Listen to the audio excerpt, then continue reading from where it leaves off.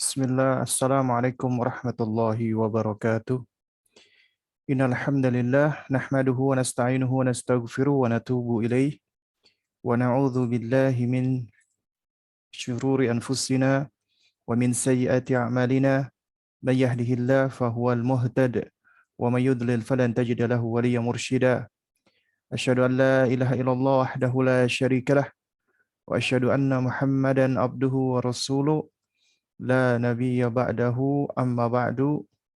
فإن أصدق الكلام كلام الله وخير الهدي هدي محمد صلى الله عليه وعلى آله وسلم وشر الأمور محدثاتها وكل محدثة بدعة وكل بدعة ضلالة وكل ضلالة في النار أما بعد. Ikhwatal kiram, para ayah bunda, wali murid Bulan Bintang Islamic School dan juga guru dan juga sahabat-sahabat atau kawan-kawan yang lainnya. Alhamdulillah, di sore hari ini kita diperkenankan kembali oleh Allah Subhanahu wa taala untuk bersua melanjutkan kembali kajian kita membahas Kutayyib, ya, atau membahas risalah yang ringkas yang berjudul Ma la yasa'u atfalul muslimina jahlahu. Perkara-perkara yang tidak sepatutnya anak-anak kaum muslimin tidak mengetahuinya atau jahil tentangnya. Dan kita melanjutkan yaitu di bab tentang sirah nabawiyah, ya. Sejarah Nabi, dan ini adalah suatu ilmu yang bermanfaat sekali yang wajib diketahui oleh kita orang tua, ya, agar kita bisa mendidik anak kita agar mereka mengenal nabinya. Dengan mengenal nabinya diharapkan mereka mencintai nabinya sallallahu alaihi wasallam. Nah, kita sampai di pertanyaan yang ke-12, ya, tentang bi'atsatun nabi, diutusnya Nabi sallallahu alaihi wasallam. Ya, di kesempatan yang lalu kita sudah belajar atau sudah membahas tentang, ya, Rasulullah sallallahu alaihi wasallam, ya, yang pertama berkaitan dengan Nabi sallallahu alaihi wasallam, ya, ketika beliau diasuh oleh pamannya, kemudian beliau membantu pamannya, ya, dan kemudian beliau berdagang, ya, hingga akhirnya beliau menikah dengan ibunda Khadijah, ya, kemudian juga berkenaan dengan renovasi pembangunan Ka'bah di mana Nabi SAW itu dipercaya menjadi penengah, ya, ketika kabilah-kabilah Quraisy itu, ya, mereka saling berselisih. Nah, kemudian kita melanjutkan, ya, ke pertanyaan ke-12, berapa usia Nabi SAW saat diutus menjadi Nabi dan kepada siapa beliau diutus? Maka jawablah, ya, Nabi SAW diutus menjadi Rasulullah, menjadi Nabiullah saat usia beliau 40 tahun. Dan beliau diutus kepada seluruh manusia, bukan hanya kepada kaumnya saja, kabilahnya saja. Ya, jadi tidak hanya diutus kepada sebagian kaum saja, tapi diutus kepada seluruh manusia, bahkan jin. Ya. Dan beliau membawa misi, ya, yaitu memberikan berita gembira dan peringatan, mubasyirina wa mundhirin, memberikan berita gembira bagi siapa yang menaati Allah dan Rasul-Nya, dan kemudian memberikan peringatan bagi siapa yang durhaka dan menentang Allah dan Rasul-Nya. Ya. Nah, jadi jamaah sekalian yang dimuliakan Allah Subhanahu wa taala, ya.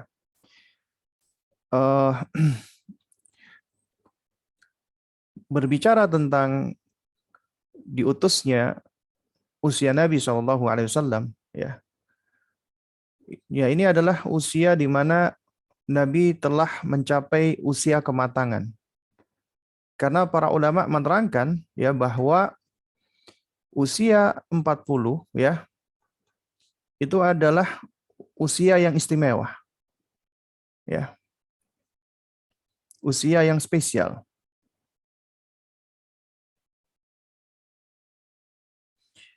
Dan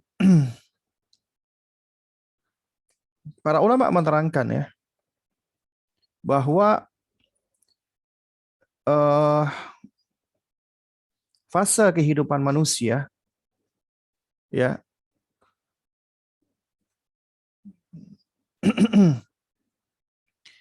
yang mana tiap fase itu tentunya memiliki karakteristik ya yang berbeda-beda.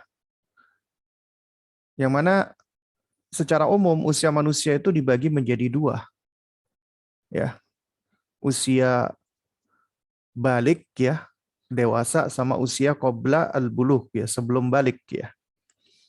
Nah, usia udah masuk balik itu diawali dengan usia pubertas ya. Ketika anak-anak sudah memasuki usia syabun, pemuda. Dan sebagian besar ulama menerangkan usia syab, usia pemuda itu sampai 40 tahun ya. Sampai 40 tahun. Ya. Nah, bahkan spesialnya usia 40 ini itu disebutkan di dalam Al-Quran. Sebagaimana di dalam surat Al-Ahqaf ayat 15. Ketika Allah menerangkan tentang kewajiban untuk berbakti kepada orang tua. Allah berfirman, "Wa wassaynal insana biwalidayhi ihsana." Dan kami wasiatkan kepada manusia agar berbuat baik kepada kedua orang tuanya. Hamalathu ummuhu kurhan wa wada'athu kurhan. Ibunya mengandungnya dengan susah payah dan melahirkannya dengan susah payah pula. Wa hamluhu wa fisaluhu 30 syahra. Dan kehamilannya hingga usia sapihannya, menyapihnya, itu 30 bulan. Kemudian, hatta idza balagha asyudda. Nah ini, hatta idza balagha asyudda. Ya, sehingga apabila orang tersebut telah mencapai kedewasaannya, balagha asyuddah. Nah, ini menunjukkan mencapai kedewasaan. Mencapai dewasa adalah ketika dia sudah balik ya. Karena asyad ya, balagha asyuddahu. Nah, kemudian sampai kepada puncak kedewasaan yaitu wa balagha arba'ina sanah dan mencapai usia 40 tahun. Ya. Jadi idza balagha asyuddahu wa balagha arba'ina sanah. Apabila dia sudah mencapai usia dewasa dan sudah mencapai usia 40 tahun, qala, dia berkata, berdoa, Rabbi auzi'ni an ashkura ni'mataka allati an'amta alayya wa ala walidayya. Wahai Rabbku, ya berikanlah aku petunjuk agar aku bisa mensyukuri nikmat-Mu yang telah Engkau karuniakan kepadaku dan kepada kedua orang tuaku. Wa an a'mala salihan, dan agar aku dapat beramal saleh, tardahu, yang Engkau ridhoi. Wa aslih li fi dzurriyyati, dan perbaikilah anak keturunanku. Ya. Inni tubtu ilaika, karena sesungguhnya aku bertaubat kepadamu. Ya. Wa inni minal muslimin, dan aku termasuk orang-orang yang muslim. Ya. Nah, dari ayat ini sebagian ulama seperti Al-Imam Asy-Syaukani rahimahullahu taala, beliau menerangkan bahwasanya ya, seorang nabi tidaklah diutus menjadi nabi dan rasul kecuali ketika sudah usia 40 tahun. Ya. Karena usia 40 tahun ini adalah usia yang istimewa, usia yang spesial. Nah, di atas 40 tahun itu disebut dengan usia syuyukhah. Disebut dengan syekh, syuyukhah. Yaitu usia sudah tua. Ya, usia sudah tua ya. Jadi tua itu adalah ketika sudah di atas 40 tahun. Makanya disebut dengan syekh. Allah berfirman, "Wa minkum may yutawaffa wa minkum may yuraddu ila ardhalil umur likai la ya'lama min ba'di ilmin ya syai'ah." Ya. Dan di antara kamu ada yang diwafatkan dan ada pula yang ya yang dibiarkan hingga usia tua. Usia sudah tua. Ya, sehingga akhirnya dia tidak tahu lagi sesuatu yang telah diketahuinya. Artinya dia sudah pikun. Ini disebutkan di dalam Al-Qur'anul Karim. Ya.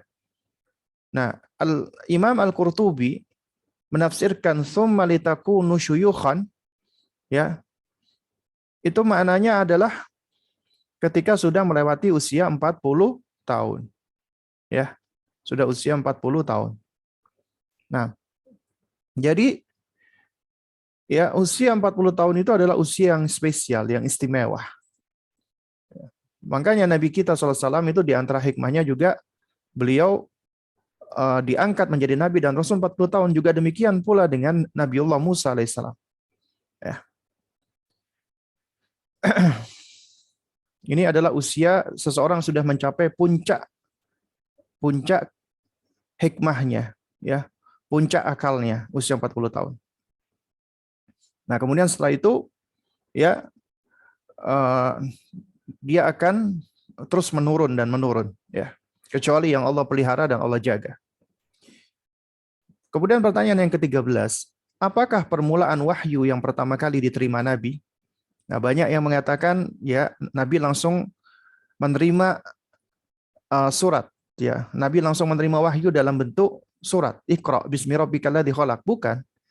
Jadi permulaan wahyu yang pertama kali diterima oleh Nabi adalah ar-ru'yatus shadiqah, mimpi yang benar. Ya. Dan beliau bisa melihat mimpinya itu seperti fajar subuh. Ya. Jadi seperti fajar subuh. Ya. Itu adalah mimpi yang pertama kali, ya.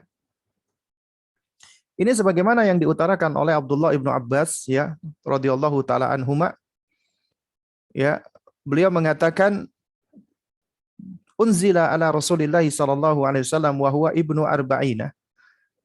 Diturunkan kepada Rasulullah sallallahu alaihi wasallam, ya, wahyu pertama, dan ketika itu usia beliau 40 tahun. Famakatha thalatha asyrata sanah. Beliau tinggal di Mekah selama 13 tahun.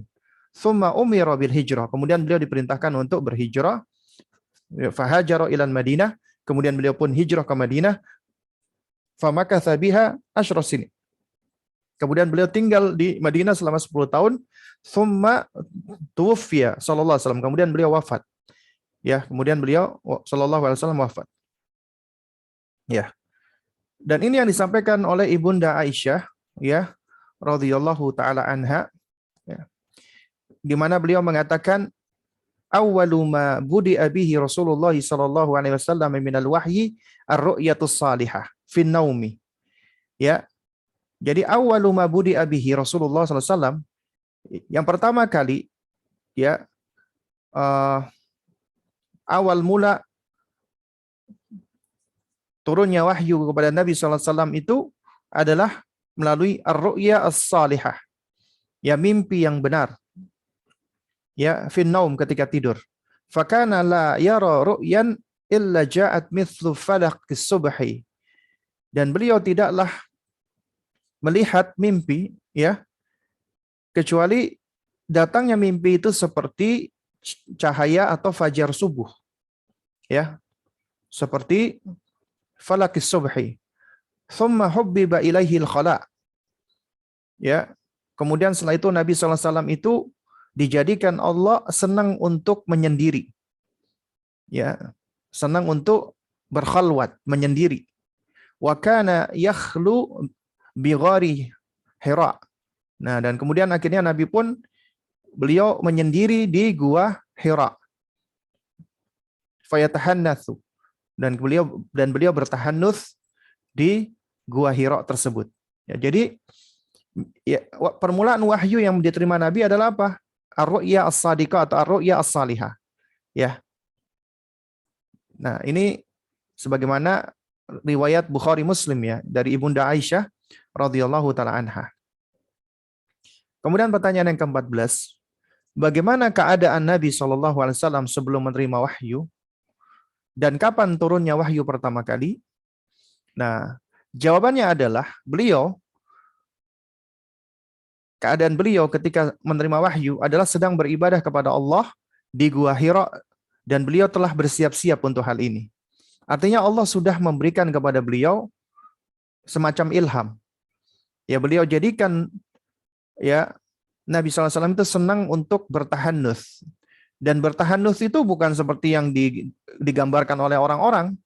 Ya, dikatakan bertahannuts itu seperti sedang bersemedi atau yang semisalnya, tidak, ya. Tapi bertahannuts ini Nabi itu menyendiri dan Nabi merenungkan tentang penciptaan alam semesta ini. Dan hati Nabi itu sebenarnya sudah terisi dengan wahyu. Maksud saya sudah terisi dengan tauhid, ya. Nah, baru kemudian setelah itu Allah utus malaikat Jibril alaihissalam untuk memberikan wahyu kepada Nabi ketika beliau sedang bertahannuts di Gua Hira. Dan Nabi sudah bersiap-siap, ya. Nabi sudah memperkirakan hal ini. Nah, waktu turunnya kepada beliau saat itu adalah ya ketika beliau sedang beribadah atau bertahannuts di Gua Hira, ya.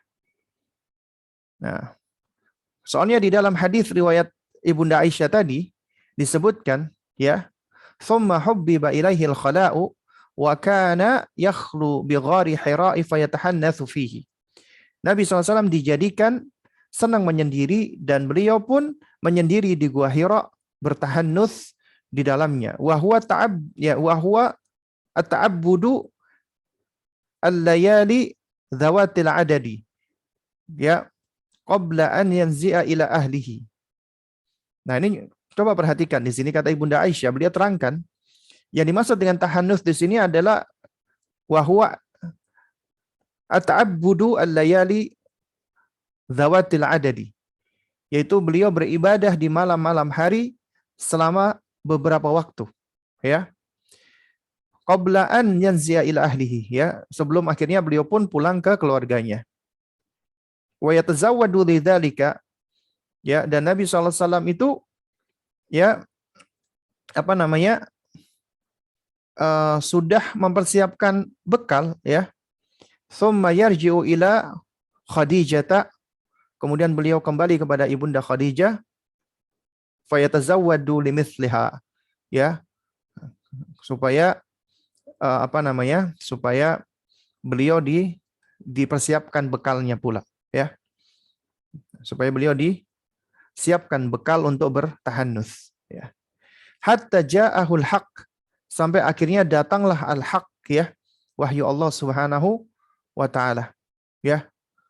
Wa huwa fi ghari Hira'i, dan sementara Nabi sedang berada di Gua Hira.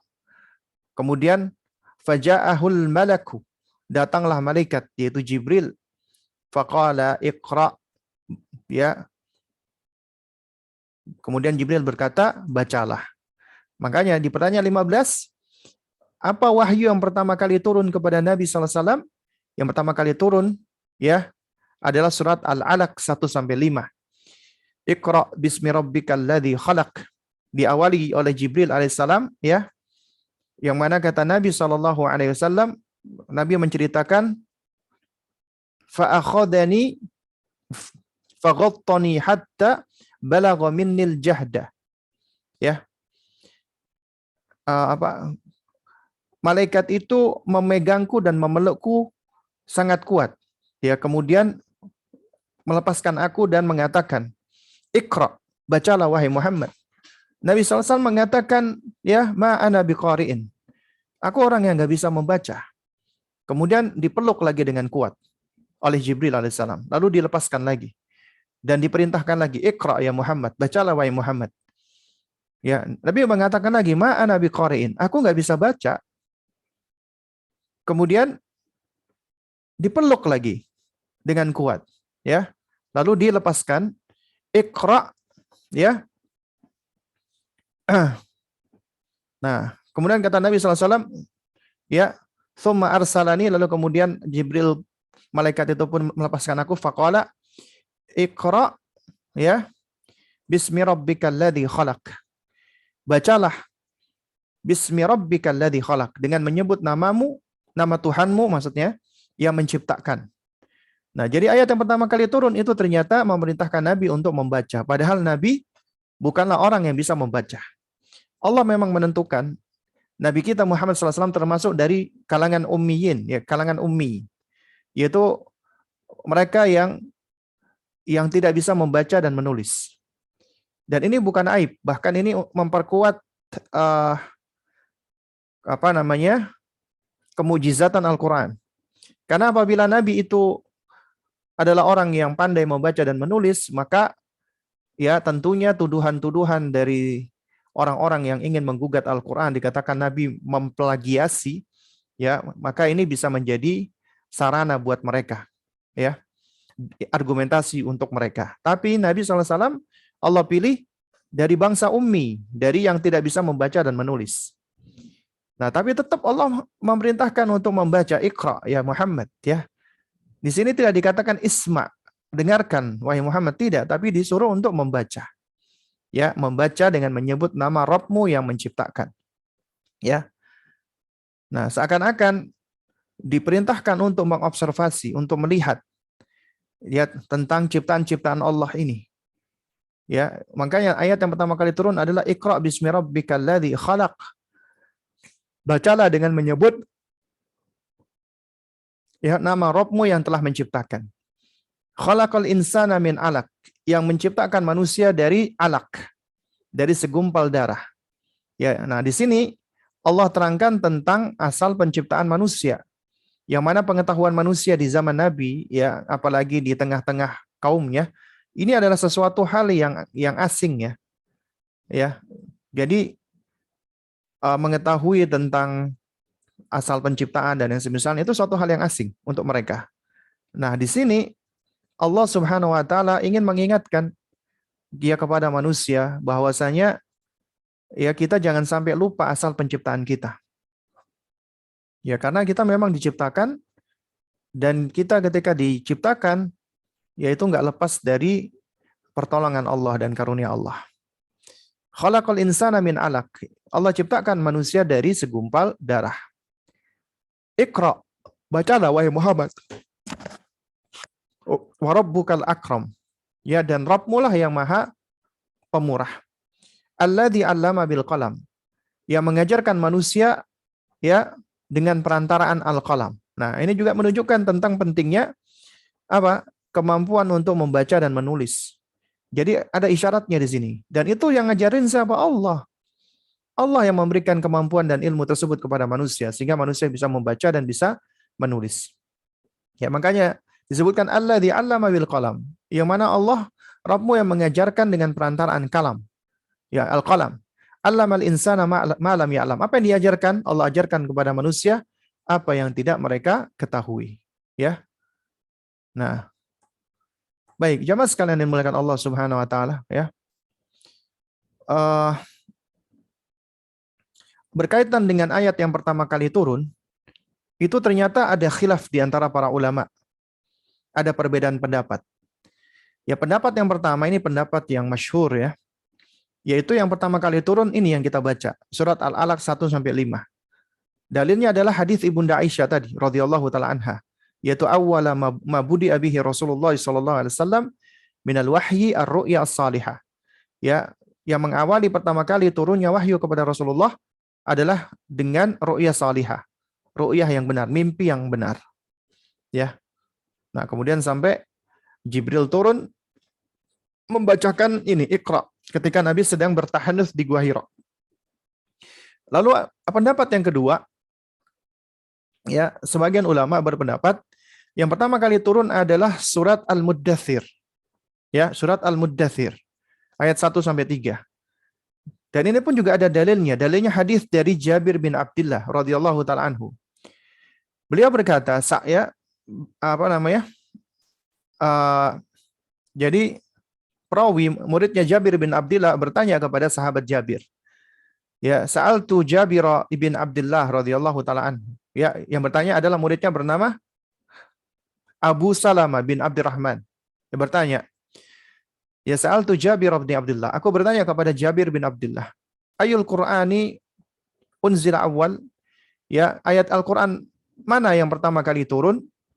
Faqal, maka Jabir menjawab, ya ayyuhal muddathir.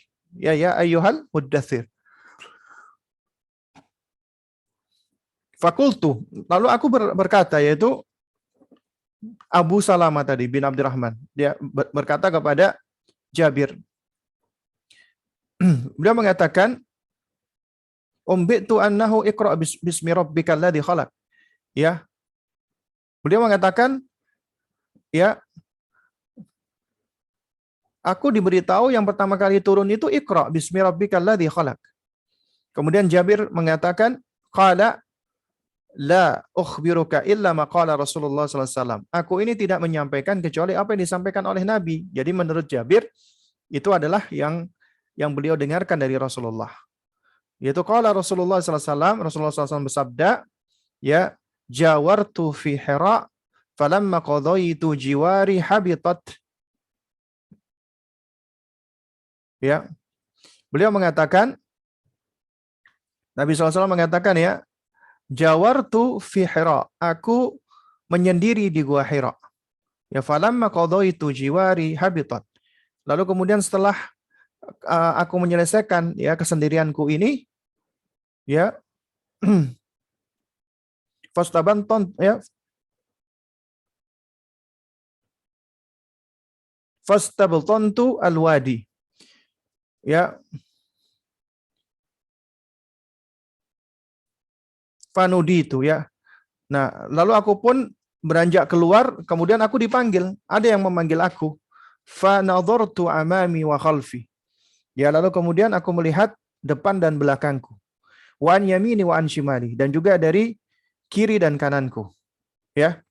Fa idza huwa jalisun ala arsy bainas sama'i wal ardi. Ya, dan ternyata yang memanggil aku itu dia sedang duduk di atas arsy-Nya. Ya. Duduk di atas arsy di antara langit dan bumi. Ya. Nah, fa'ataitu Khadijah faqultu. Kemudian aku pun mendatangi Khadijah dan aku berkata kepadanya, dathiruni wasabbu alayya ma'an baridan. Ya Khadijah, tolong selimuti aku dan tolong, ya, sirami aku dengan air dingin. Karena beliau sedang menggigil, ya. Beliau ketakutan. Beliau mengatakan, dathiruni wasabbu alayya ma'an baridan. Ya, tolong selimuti aku ya Khadijah, ya, dan tuangkanlah air dingin kepadaku.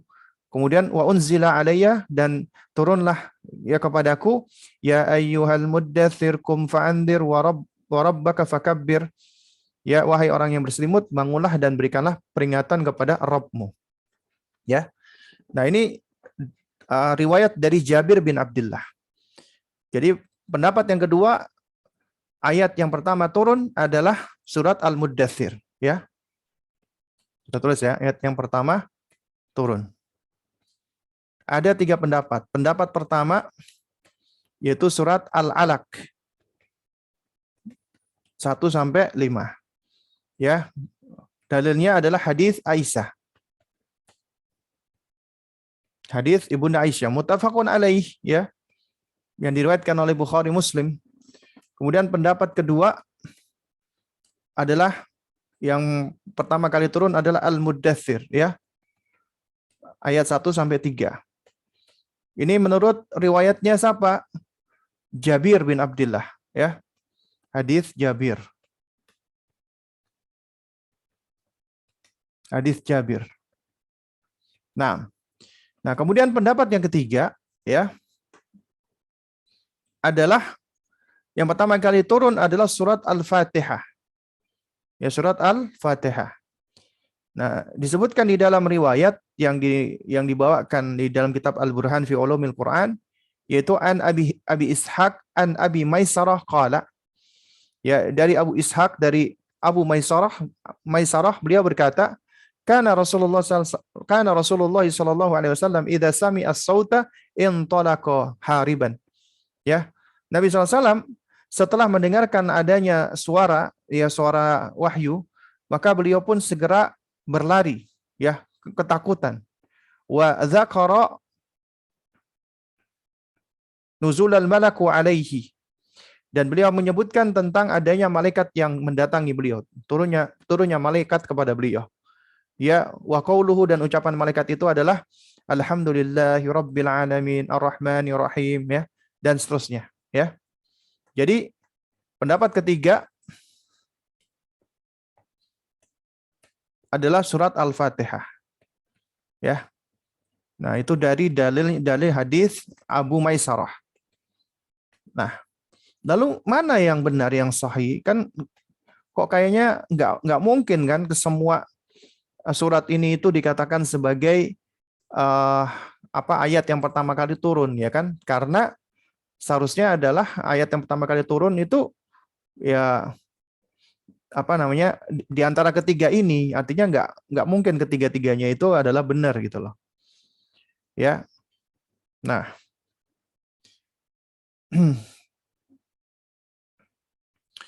di sini para ulama berusaha untuk menjamak sebagaimana Imam Az-Zarkashi di dalam Al-Burhan fi Ulumil Quran. Beliau menjamak, ya menjamak itu mengkompromikan, ya. Beliau berusaha mengkompromikan adanya riwayat-riwayat ini. Ya, yaitu apa? Riwayat apa? Beliau kompromikan.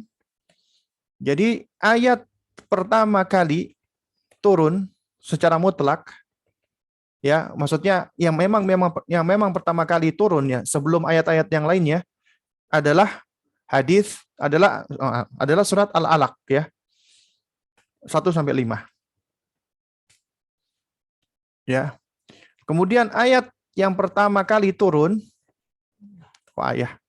ayat pertama kali turun untuk ya tabligh, ya, untuk memerintahkan dakwah secara terang-terangan, ya. Ayat yang pertama kali turun untuk menyampaikan risalah, ya, untuk tablighur risalah adalah surat Al-Mudaththir, ya. 1 sampai 3. Nah, adapun ayat yang turun, ya, ayat yang turun secara sempurna dalam satu surat, ya. Jadi ayat yang pertama kali turun, ya. Yang pertama kali turun secara sempurna dalam satu surat, yaitu surat Al-Fatihah. Nah, ini hasil kompromi beliau, ya. Artinya semua ayat-ayat ini adalah yang pertama kali turun, tapi yang pertama kali turun secara mutlak adalah Al-Alaq. Yang pertama kali turun untuk tabligh, untuk menyampaikan risalah perintah Allah untuk berdakwah adalah Al-Mudaththir. Dan dari semua surat yang turunnya itu secara bertahap, yang pertama kali turun secara sempurna itu Al-Fatihah, ya, makanya disebut dengan As-Sab'ul Ma'ani, ya. 7 ayat yang diulang-ulang. Nah, baik. Jamaah sekalian dimuliakan Allah, yang dimuliakan Allah Subhanahu wa taala.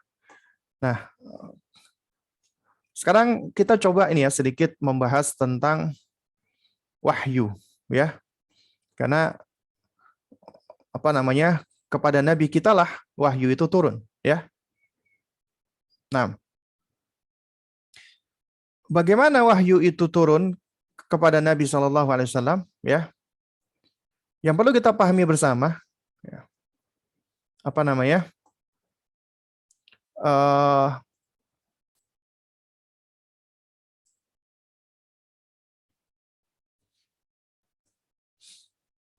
kita pahami dulu nih takrif al-wahyi.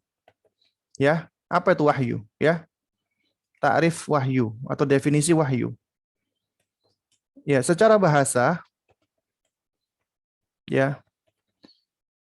Kalau kita lihat secara bahasa, ya, makna wahyu itu sebenarnya adalah, ya, berita yang yang disampaikan dengan isyarat, ya, itu secara cepat, ya, sari'an, ya. Bentar, ya.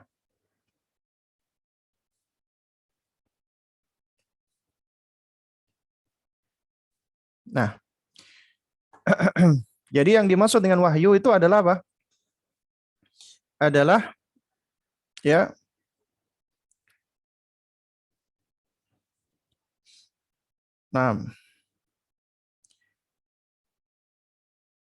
al-i'lamus sari al-khafi. Ini saya kopaskan biar cepat, ya. Jadi secara bahasa itu maknanya ini. Al-i'lam as-sari al-khafi. ya, pemberitahuan yang segera, yang cepat ya maksudnya, dan tersembunyi. Artinya tersembunyi ya itu tidak bisa diketahui oleh orang lainnya, ya. Nah, ini yang dimaksud dengan wahyu, ya. Nah, sementara secara syar'i, ya secara terminologi, ya, yang dimaksud dengan wahyu itu adalah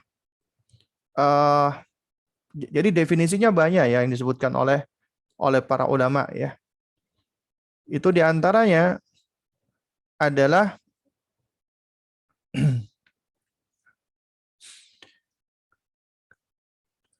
kalamullah, ya, alladzi yulkihu ila anbiya'ihi wa rusulihi, ya. Jadi yang dimaksud dengan syar'i yaitu adalah kalamullah, ya, firman Allah yang disampaikan kepada para nabi dan rasul, ya, yang disampaikan kepada para nabi dan rasul, ya, maka itu adalah wahyu, ya. Dan yang disampaikan apa? Yaitu tentunya risalah dari Allah Subhanahu wa taala, ya. Nah, dan wahyu ini ada dua macam, ya, ketika diturunkan. Pertama, bil wasithah, melalui perantaraan, ya, dengan perantara.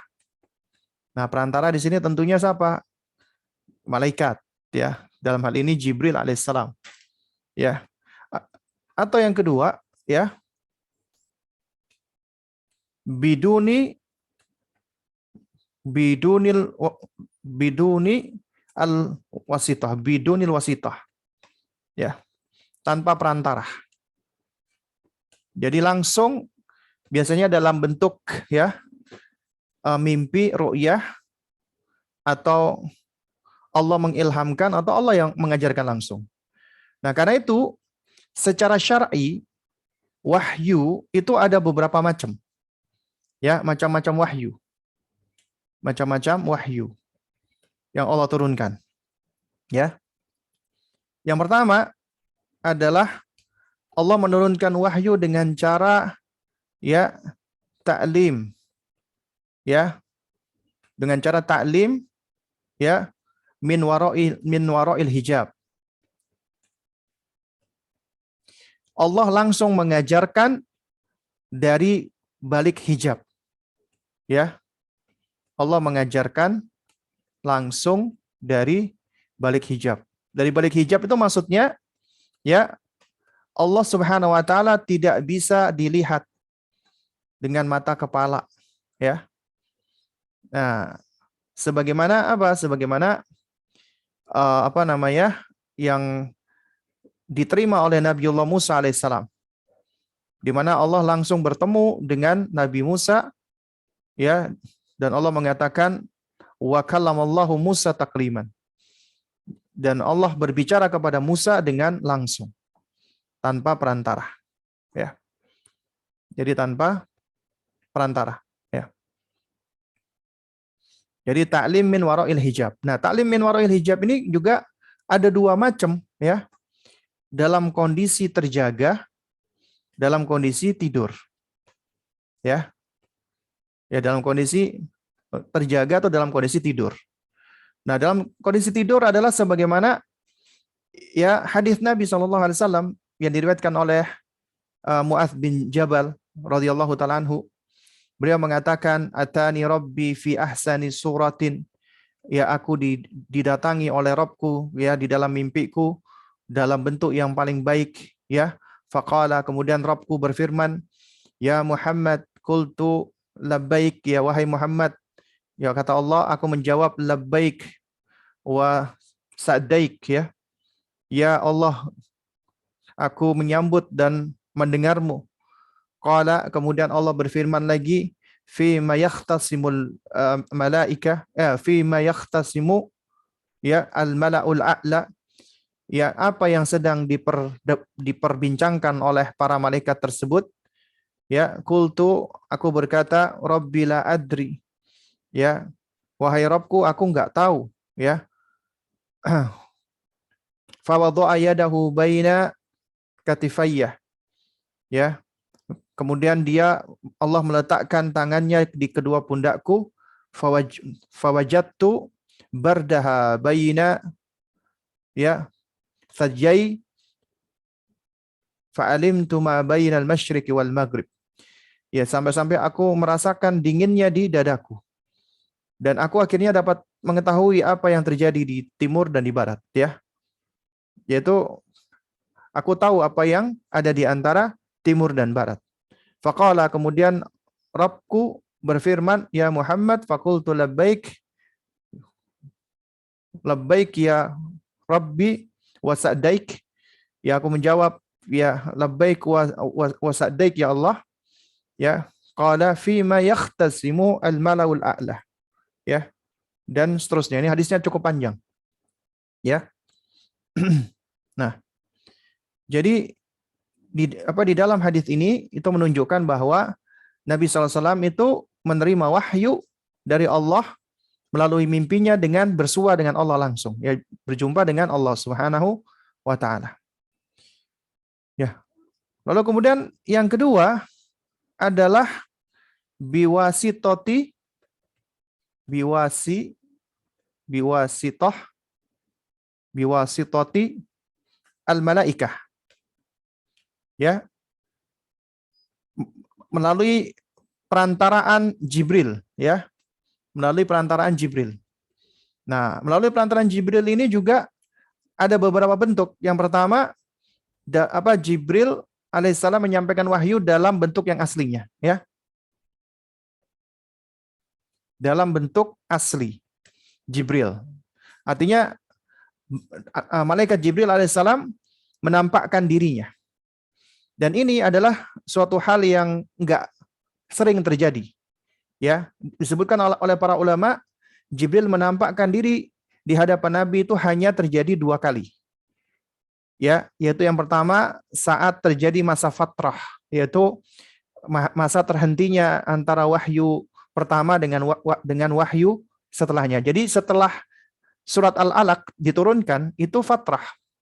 Ya, Nabi tidak lagi menerima wahyu selama beberapa saat. Ya. Sehingga Nabi dalam kondisi galau ketika itu. Ya. Nah, kemudian yang kedua, Nabi melihat Jibril pada saat Nabi di-mi'rajkan. Ya, ketika Nabi Isra Mi'raj, ya. Pada saat Nabi Isra Mi'raj, ya. Nah, jadi di sini Nabi SAW itu ketemu Jibril, ya. Ketemu saat fatrah. Ya, fatrah wahyu. Fatrahnya wahyu ini artinya ketika setelah surat Al-Alaq itu belum ada wahyu lagi yang turun. Dan di mi'rajkannya Nabi, ya. Nah, lalu yang kedua, Jibril mendatangi Nabi dalam bentuk seorang laki-laki, ya. Dalam bentuk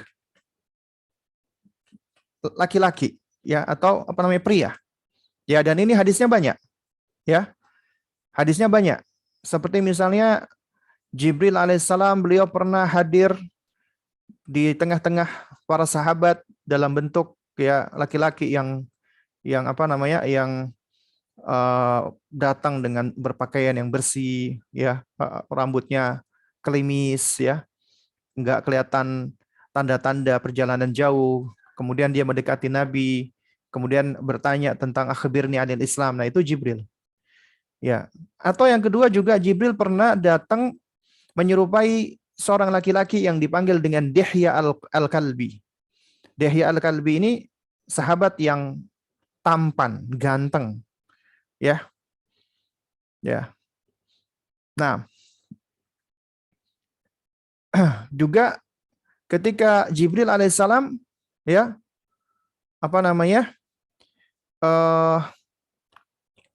mendatangi nabi-nabi yang lain, ya. Seperti ketika beliau mendatangi Ibunda Maryam, ya. ketika beliau mendatangi Ibunda Maryam. Ya. Nah, ini juga banyak ya yang menunjukkan tentang Jibril alaihissalam, beliau mengambil wujud laki-laki. Nah, atau yang ketiga adalah dalam bentuk dalam keadaan tidak terlihat. Ya.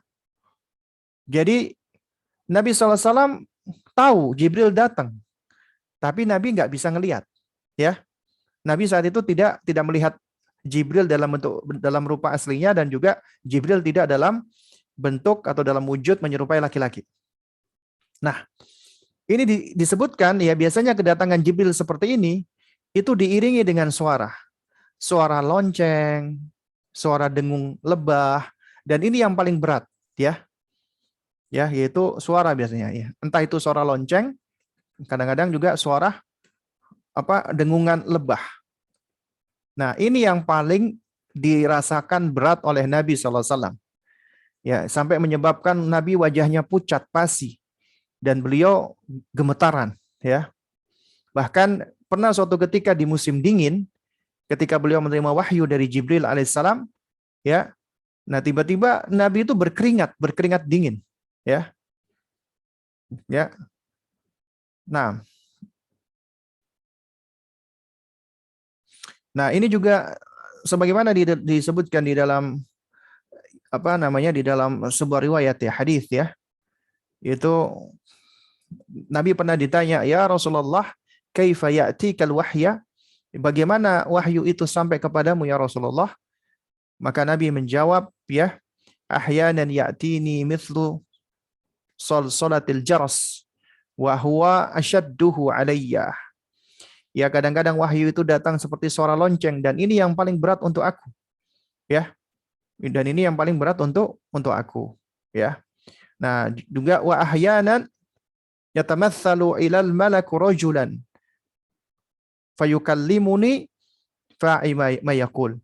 Nah, kadang-kadang ya Jibril datang dalam bentuk wujud laki-laki, kemudian dia sampaikan kepadaku dan aku memperhatikan apa yang dia ucapkan, ya. Nah, kemudian yang ketiga adalah wahyu datangnya ya itu dalam bentuk mimpi. Ya, mimpi. Nah, ini disebut dengan mimpinya para nabi itu ru'yah sadiqah atau salihah, mimpi yang benar. Ya, mimpi yang benar. Mimpi yang yang saleh ya.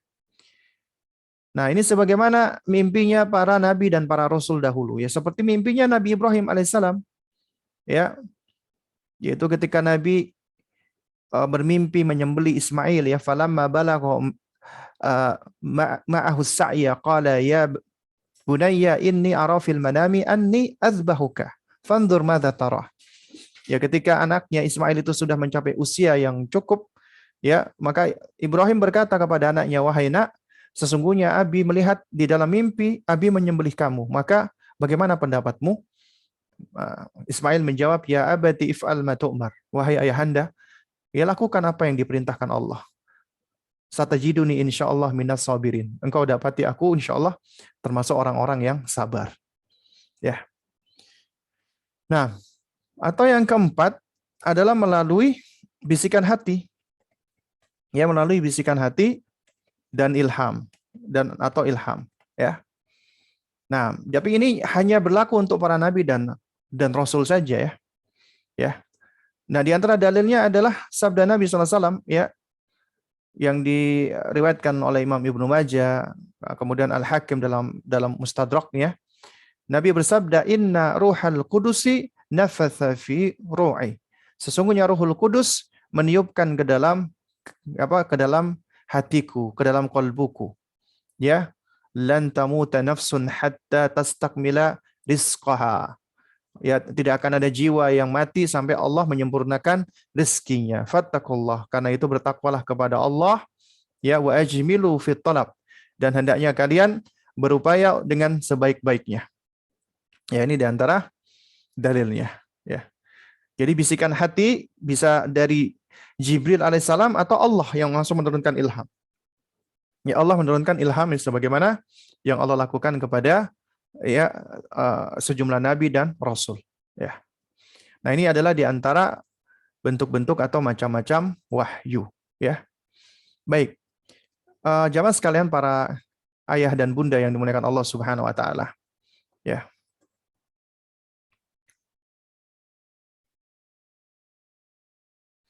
Oh, afwan, ini kelewatan. Ya. Kemudian masuk ke pertanyaan ke-16 ya. Ini yang terakhir ya yang kita bahas.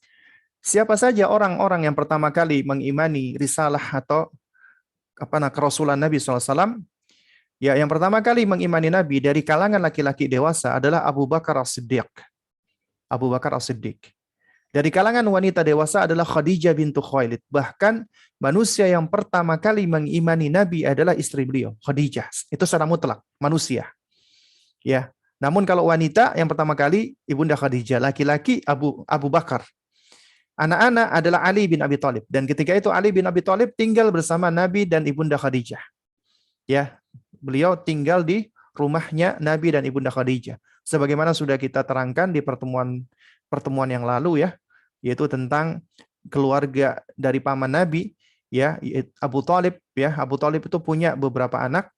Nah, anaknya Ali ini dititipkan kepada Rasulullah sallallahu alaihi wasallam. Lalu kemudian dari kalangan ya mantan budak ya itu adalah Zaid bin Harithah ya, yaitu budak yang dimerdekakan oleh Nabi. Itu pertama kali masuk Islam adalah Zaid bin Harithah. Nah, adapun dari kalangan budak yang belum merdeka adalah Bilal bin Rabah Al-Habashi. Ya, semoga Allah meridhai mereka semua. Ini adalah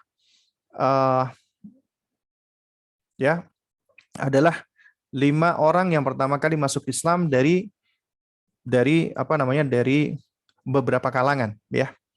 Kalangan laki-laki dewasa Abu Bakar, wanita dewasa Khadijah bintu Khuwailid, anak-anak Ali bin Abi Thalib, mantan budak ya, artinya budak yang sudah dimerdekakan Zaid bin Harithah, dan budak yang belum dimerdekakan saat itu adalah Bilal bin Rabah Al-Habashi ya, radhiyallahu taala anhum.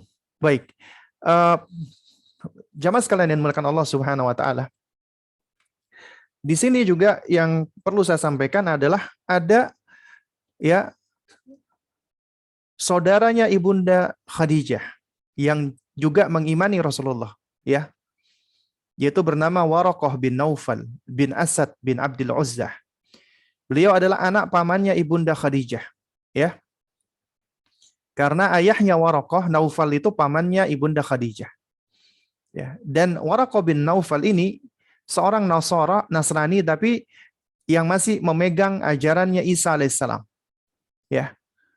Dan Waraqah bin Naufal dia mampu menulis dengan bahasa Arab. Ya. Dan juga beliau mampu juga berbahasa Ibrani, ya. Nah, ketika itu Waraqah bin Naufal ya adalah seorang yang sudah lanjut usia, dan penglihatan beliau diambil oleh Allah, artinya beliau buta. Ya. Nah, ketika Nabi SAW dalam kondisi yang ketakutan setelah menerima wahyu, ya kemudian beliau minta kepada Ibunda Aisyah radhiyallahu taala anha, ya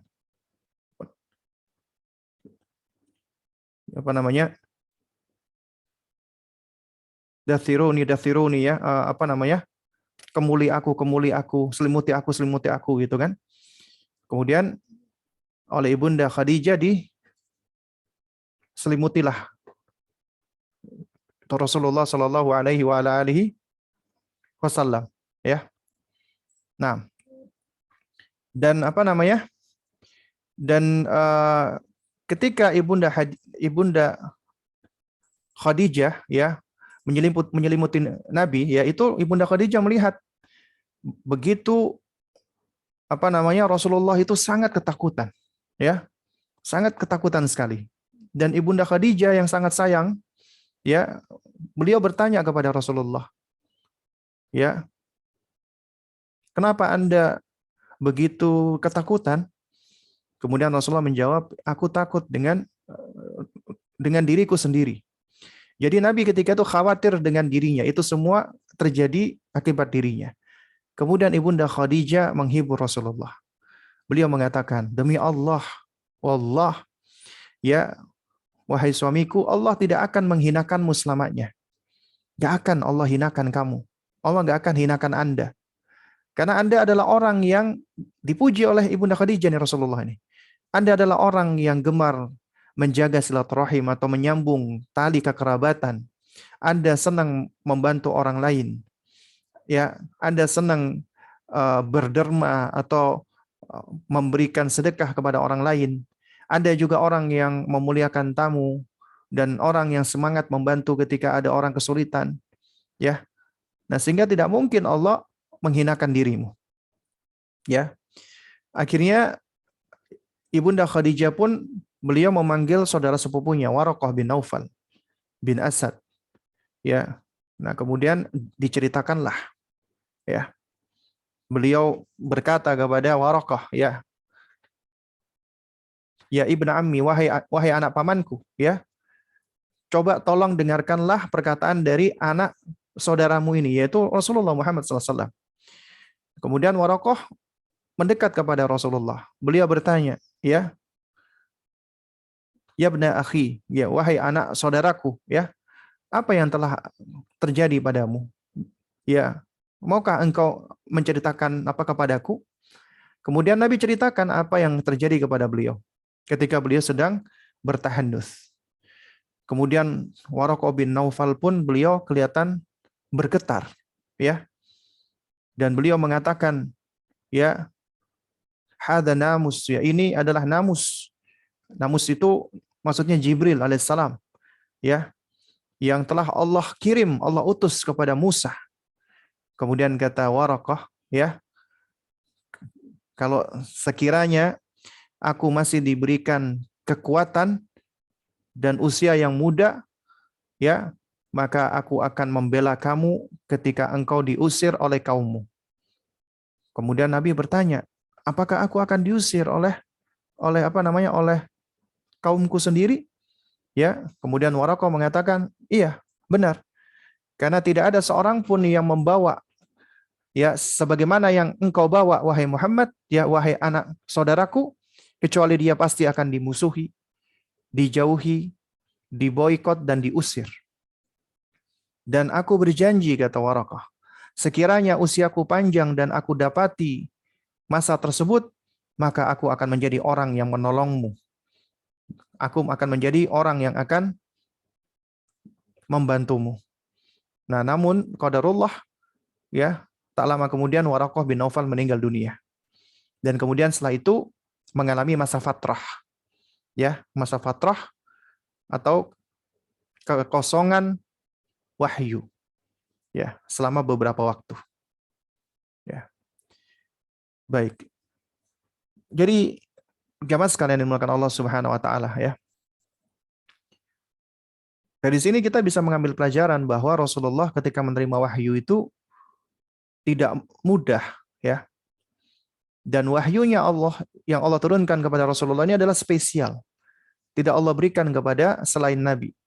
Dan wahyu bukanlah suatu hal yang bisa diperoleh, yang bisa dicari, yang bisa diusahakan. Enggak.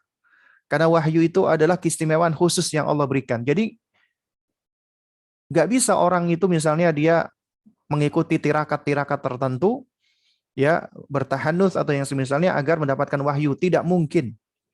Yang ada adalah mungkin dia mendapatkan, ya, wahyu dari syaitan, ya. Dia mendapatkan wangsit dari syaitan. Seperti yang dialami oleh sebagian orang saat ini yang mengalami waham, ya, dia menganggap dia menganggap dirinya sebagai nabi terakhir atau sebagai perwujudan Jibril atau yang semisalnya. Akhirnya mereka membuat aliran-aliran sesat, kelompok-kelompok sesat, ya. Bahkan bukan sesat lagi, bahkan sudah kafir, keluar dari Islam. Baik, insya Allah nanti kita lanjutkan lagi di pertemuan berikutnya, yaitu tentang proses jalannya dakwah, ya. Karena Nabi SAW mengalami pasang surut di dalam dakwah yang diawali dari sembunyi-sembunyi hingga akhirnya Nabi berdakwah secara terang-terangan. Nah, Baik, untuk berikutnya mungkin kalau ada pertanyaan silakan bisa bertanya langsung atau bisa melalui eh, kolom chat ya.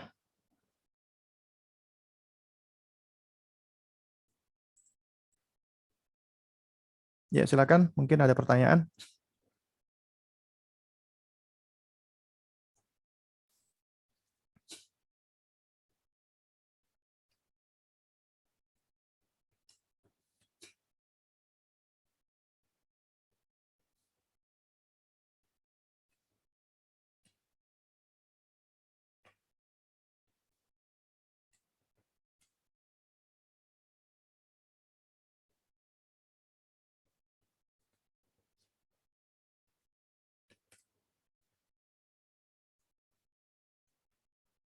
Ya, silakan mungkin kalau ada pertanyaan bisa dikirim di kolom chat ya atau di WA.